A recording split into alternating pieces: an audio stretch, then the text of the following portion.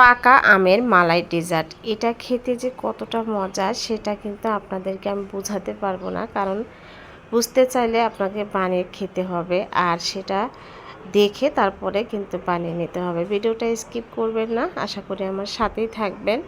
তো এখানে আমার পাকা আম লাগছে, তো পাকা আম আমি এখন কেটে নিচ্ছি। আপনারা কিন্তু যে কোনোভাবে জুসটা বের করে নিতে পারেন, তবে এখানে কিন্তু ব্লেন্ডার জার হলেই বেশি ভালো হয়। এখানে 1 কাপের একটু কম দিয়েছি আমি সুজি, হাফ কাপ দিয়েছি লিকুইড দুধ, দিয়ে দিলাম অল্প একটুখানি লবণ, আর এখানে আমি দিয়ে দেব হচ্ছে 2 টেবিল চামচের মতো তেল। এখানে আমি দিয়ে দেব হচ্ছে বেকিং পাউডার 1 চামচ। তো বেকিং পাউডারটা কিন্তু আপনারা শেষে অ্যাড করতে পারেন, তো আমি আগেই দিয়েছি। আর এখানে আমি ইয়েলো কালার একটুখানি ফুড কালার দিয়েছি। এখানে কিন্তু আমি কোনো রকমের চিনি অ্যাড করিনি। এখন আমি এটা 2-3 মিনিটের মতো ভালো করে ব্লেন্ড করে নিব। একটা মোল্ড রেডি করব।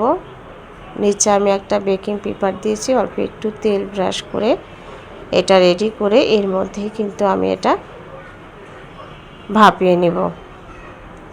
তো এই ডেজার্টটা কিন্তু আপনারা একবার হলেও ট্রাই করে দেখতে পারেন। এখানে টক দইয়ের প্রয়োজন হবে না। তো এখন আমি আগে থেকে পানি গরম করে রেখেছি, এর মধ্যে আমি দিয়ে দিব হচ্ছে 20 থেকে 30 মিনিটের মতো সময় লাগবে। তো আমি বসিয়ে দিয়েছি, এখন আমি ঢাকনা দিয়ে ঢেকে ঢাকনার ফুটোটাও কিন্তু বন্ধ করে দিয়েছি। এখন আমি এটা হতে থাক, এর মধ্যে আমি একটু মালাইটা রেডি করি। এখানে আমি হাফ কাপের মতো দুধ নিয়েছি, আর এখানে দিয়ে দিলাম হচ্ছে 1/3 কাপ চিনি। এখানে আমি কর্নফ্লাওয়ার দিয়েছি 2 টেবিল চামচের মতো, দিয়ে ভালো করে আমি একটু জাল করে নেব। আর এখানে আমি একটু ভালো ফ্লেভার আসার জন্য ঘি দিয়ে দিব। তো ঘি দিলে খেতে বেশি ভালো লাগে। তো যাই হোক, আমি এটা ভালো করে জাল করে নেব। এর মধ্যে কিন্তু আমার কেকটা হয়ে গেছে।